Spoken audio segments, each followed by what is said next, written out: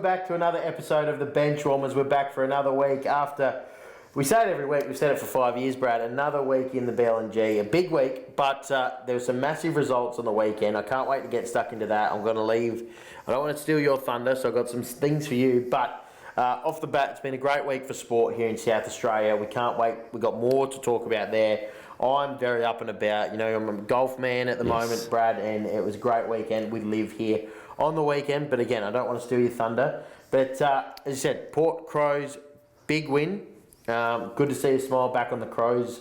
People of the Crows fans, they wanted Nick sacked. Now they've beaten North Melbourne, and they're all on Nick's again. So make up your mind, Crows supporters. You beat North Melbourne, a North Melbourne supporter. We're in a rebuild, so well done getting your first win, but I reckon you'll still be down the bottom of the table with us. So well done to the Crows fans, but it's been a big week, Brad. If I could get a word in, Chuck, it's a fantastic opener. That's one take for all those at home. No edits. Well done, Matt, in one breath. The Barossa Light and Gawler, what we are here to talk about as well. It's a massive week in SA.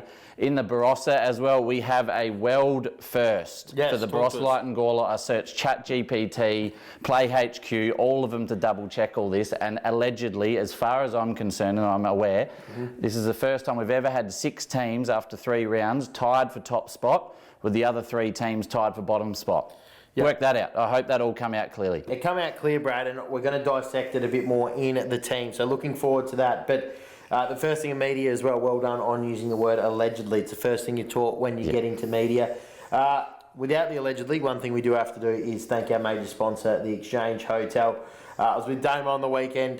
He got a shout out to Damo as well, actually. He won Tennis SA Country Volunteer of the Year as well. So a massive effort from Geezer, and congratulations from everyone here at Cotton Media. You're a big part of the team of Cotton Media, Brad, isn't he? And we were very happy for him, and he celebrated in style. He went party hole at Live on the Sunday. I drove him in, caught up with him after, and he was having the time of his life. So well done, Geezer.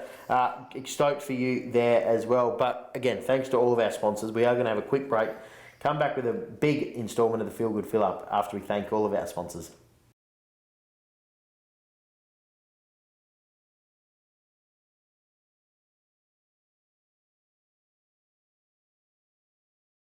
And welcome back to another massive instalment of the Feel Good Fill Up. We are back for the 3rd week in a row, but we've got to thank someone, don't we, Chuck? We do. We've got to thank Rejuvenate Sports and Remedial Therapy.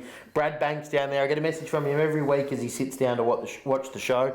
So thank you to Brad. He does great stuff and really gets into the cars nice and well, Brad. So thank you for all your support. If you refer a friend and you mention the show, you get 10% off from Brad as well. So thank you, mate. It's a lovely kit you got there, Chuck. We won't give it away just yet. If you tuned in or saw all the wash-up on the weekend, Chuck, you couldn't help but feel good getting around all the live golf on the weekend. That was fantastic. 94,000 people rolled out to see the Rippers claim their first win on home soil in the first ever playoff. I think you might have been a part of it, Chuck. The first ever playoff in a record 53 under par, if you don't mind. Reminds me a little bit of myself. The boys themselves, all 4 of them, they've gone home with a tidy $1.15 million, if you don't mind, including your boy Lucas Herbert. Peter Malinauskas, he has done it again. He has done it again, Peter Malinauskas. Liv, it got a few noses out of joint early, in its early days. Didn't know the golf clubs weren't too sure. They didn't want to get all the purists out of line. Now everyone wants a piece of it, and everyone else, all the other states, they can all get stuffed because SA, we're locked in at this stage until 2026, and allegedly, if my sources have me correct, we are potentially going to sign another 4-year deal on that and lock it in for good, Chuck. Let her rip. Yeah, it's the best sporting event that has ever come to Australia. It's because, and the reason is, and everyone says you can say this or that, we've been to grand finals, Brad. The atmosphere's better than an AFL grand final.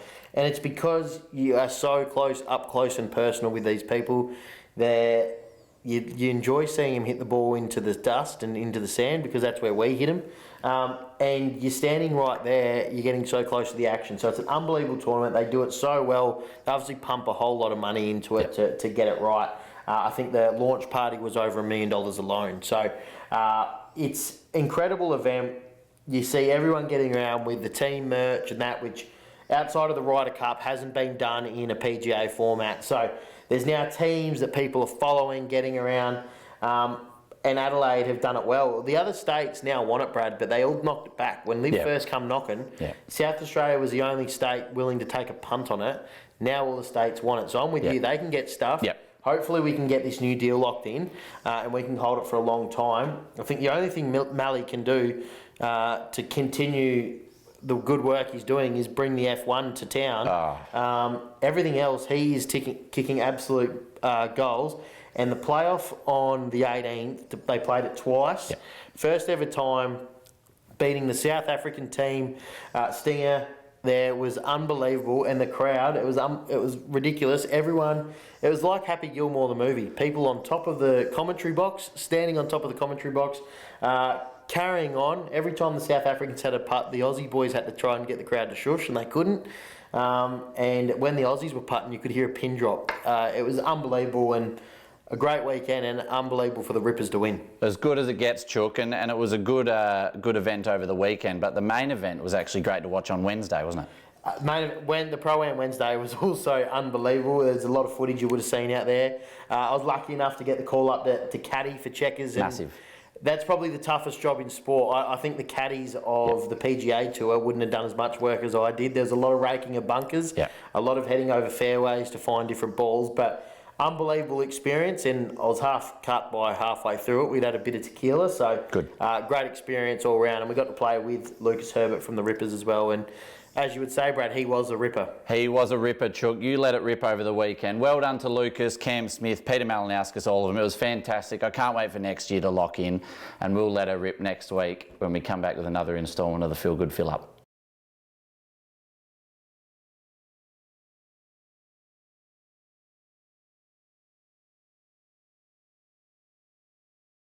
Yes, Brad, well done. What a ripping feel-good fill-up that was. One of my favourites of the year so far. Sorry to Escobar last week as well, but that was much better this week. Let's have a look at the games this week. We had 2 Anzac Day games, one during the day and one at night. The traditional Angaston versus Newry game. Angaston 5-9-39 defeated by Newry 11-12-78. The Rovers showing that probably the best side in the comp at the moment, looking at the results. Yeah, Chook, they knew this was a massive one. For Angaston, Kwiatkowski best, Jay Shannon 2 goals, but for Newry, Scott Bentley best, Warmington and Schmoll 2, with our boy Mitchie Norton, the Anzac medalist. So he stands up on the big stage, we know that. But Newry, they knew this was a really important win. They, for the sake of the ladder, it's obviously as close as it gets. Kyle Jenner actually back in for his first game of the season as well, with his commitments outside of Newry. And then they led 34-7 at quarter time. So they knew it was a massive game and they came to play early. Yeah, and you can see there the margin was pretty well done there in the first quarter, pretty even after that. So great job by the Rovers. Big day, Anzac Day. Said over 3,000 people there as well. And an interesting stat from a good TikToker, Brad. Yes, Andy Munro reviews all the Guernseys. We're familiar with all of his work. He actually had Newry in their top 5 or 6 for the Anzac Guernseys, and it was actually a fantastic design. We'll get Jacob to put a photo up. Beautiful. You showed me before, unbelievable design. Very, very cool Guernsey. Well done, Newry. No doubt the players would have bought them, and well done to Andy Munro doing great things out there in the world of social media. Let's have a look at game 2, Brad. We actually went to this game to support a good friend of ours, and support we had to do. It's taken a full weekend of support to wrap the arms around him. But Williston 31-19, 50 scoring shots, Brad. 205 defeating Gawler Central 3-7-25. So 50 scoring shots to 10, Brad. Yeah. It was a bloodbath Thursday night. It was a bloodbath, Chook. It's as bad as it gets. They've gone from bad to worse. Gawler Central's few injuries as well off the field, but They won't be happy with that. They were coming into the season with a bit of optimism, and they've had it handed to them the first couple of weeks. So they won't be happy with that. They'll be working with it on the training track for sure. For Williston, Lehman, he put on a clinic, best on ground and 10 goals. I think 5 in the first quarter. I was watching. He definitely had plenty of it. So best on ground and 10 goals for him. For Gawler Central, Saunders was their best. Yeah, who's a young kid. He's an under 17, so Dino. Thought Ryan Williams was excellent for them. He had a tough day down back as their number 1 back. But Williston, which we've spoken about on this show, obviously lucky enough to play him in a trial game We know they're going to be very impressive. They're going to be a great side this year, and they've got a lot of new players, so the more footy they play together is going to be really important. For Gawler Centrals, there's some hard work to be done, and you need the players to stick together, and you need them in times like these to stick it out and start looking at having one eye on next year and what the future looks like as well, because it is going to be a long year. One thing I'll ask, and it's Gawler Centrals players, very close to my heart. You don't like seeing Gawler Centrals go poorly, but there were some pathetic efforts from players who are more than capable at the level, and it looked like they were disinterested and didn't want to be there, which can happen when you're getting done by that many points, but you're also the same players that have to drive the culture. So it was disappointing to see players shirk the footy and not willing to put their head over the ball on Thursday night from Gawler Centrals. Hopefully that's something they fix during the week, because that was, forget the score and pound for pound talent. Obviously Williston had a lot more, but the ability to put head over the footy was pretty pathetic from a few Gawler Central players. But we'll move on, Brad. Oh, you got one more? Yeah, no, touching on that, they'll be working hard during the week, Gawler Central, no doubt, and for the rest of the year. We better not discount the fact of Williston. They are absolutely flying. They made the grand final in 2021. They've been competitive since. They're always around the mark. I think their list is in better shape than it was in 2021, and they obviously made the grand final in good sniff in that. They've added Hoskin, Lehman to that. Mackenzie's full-time. So they are going to give this a good shake this year. Holloway's there. So they're going to be right at the top. No doubt about that. As a Gawler Central man, yep. Some pathetic efforts. Move on. But we'll go to Freeling and Kapunda. Freeling 14-14-94, Kapunda 7-11-53. This is a game we're excited to see, Brad. Yes, Matt, they've both started probably better than I think everyone thought they might. They've probably surprised themselves, Freeling and Kapunda, to start the season. They've been really competitive. Kapunda obviously taking it to South Gawler until the last quarter last week, and Freeling with their tail up as well. Freeling best there, Aussie Poulton, your boy, yes. You're a big fan, and Inglis there, 6 goals. For Kapunda, Rankin flying the flag, best on ground again, and 2 goals. So he's a shining light for them. He's someone that teams now, obviously we're at round 3, teams are going to be working out, they're probably going to have to put some time into him, because if he's the sort of player that can get off the chain, kick a couple and have 40 touches, he can influence the game quite highly for Kapunda. But it's great to see Freeling. It's great to see a good contest between these teams, and although it's ended in a 40-point loss, the way of Kapunda, or 45 points, the way of Kapunda, I think they're two sides that'll keep building. As I said, a lot of new players. The longer they play together, the better they're going to get. So excited to see where both of those sides finish up. And I think from what we've seen last year, Freeling improving, Kapunda looked to have improved as well. So looking forward to watching the journey of both of them. And I put the scenario out there last week, Matt. If Freeling did win and the results went the other way, they are currently, which they are, sitting equal top spot with 5 other teams. So 2-1 Freeling. They've got their tail up early. Yes, no doubt. We're talking a bit more about that at the end of this segment as well. Looking forward to that. The last game of the round was Barossa 8-8-56, defeated by Tanunda 13-12-90. A few blokes playing against their old side. Yes, so a bit of a bloodbath, but they are all good fellas from each side, so it probably was played in very good spirits. For Barossa, McDonald, Best, Harrison, O'Brien and Mazzone, 2 goals there. Calhoun, your boy. Muffins, best on ground, and Linky 3 goals as well. He is a superstar and one to watch for the whole year. But Barossa, they're 0-2 after finishing 3rd last year. I thought the inclusions of Gant and Carpenter and the like were going to be very handy for them, which they are to be fair. They're getting the best each week and contributing heavily. But the likes of Shillabeer, Riswick, Casbolt that departed end of year, Nagel, we were probably seeing how well they were playing last year. Yeah, and Kelsey down there is a great coach. Yeah, and he knows what he's doing, and he knew they were going to be younger. They're going to blood these kids. So you get Will O'Brien in there, which is good to see. He's off 100 in a winning cricket grand final, player of the match as well. So he's an absolute talent. Gant and Carpenter, they're still good ages. Yes, you lose the experience of Shillabeer and Riswick, and I think 90 goals to your forward line.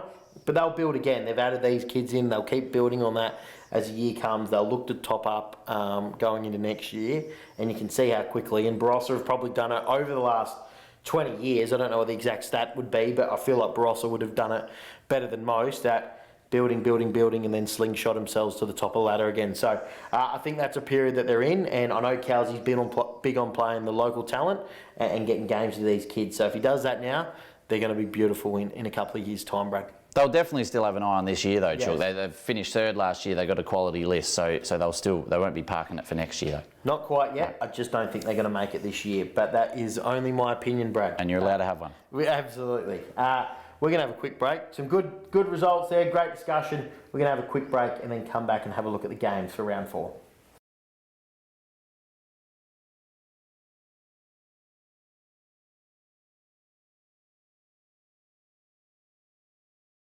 Yes, again, thank you to all of our sponsors that help us get the show to air each and every week.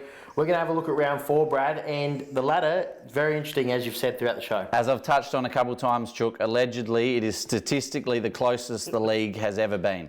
6 teams, equal top spot on 2 wins. Now, there's some buys in all that as well, so we'll see how that plays out. We've got Williston, Angaston, Freeling, Newry, South Gawler and Tanunda who have the bye this week, all on 2 wins. Yes. Chook. And then the other 3 teams are yet to hit the scoreboard. Well, I'm looking forward to watching that because the ladder's going to sort itself out this week. Yes. Oh, yeah, every week. Every week it usually changes a little bit. So it'll be good to watch. The first game of the round, Gawler Central taking on Barossa. Yeah, battle for the bottom at the moment, so I'm going to go with the Barossa districts. Yeah, Barossa are a quality outfit and I feel like they've been underperforming and they haven't quite got that win, and Gawler Central, we know they're struggling injuries and form-wise. Barossa for me.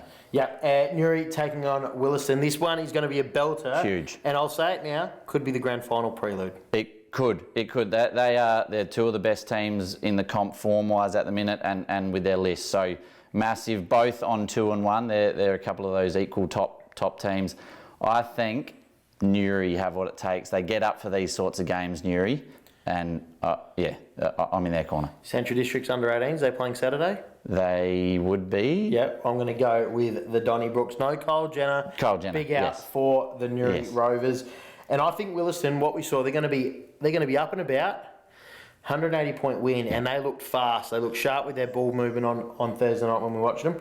I think Newry were great in the contest. I think Williston might get them on the outside. Yep, fair point. Thanks, Brad.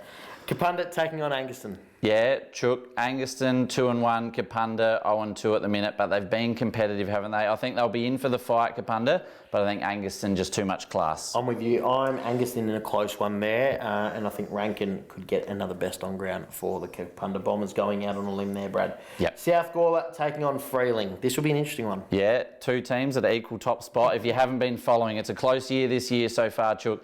South Gawler, we know there are a couple outs. Paddy White got the head knock a couple of weeks ago as well. So Darcy Judd-Smith, it is out on Facebook that he's off to Europe, so that's public as well. So they do have a couple outs. Freeling, they've got the tails up. I think South will win in single figures, under 10 points. Yeah, Paddy White's a huge out. Yeah. Spiritual leader down there.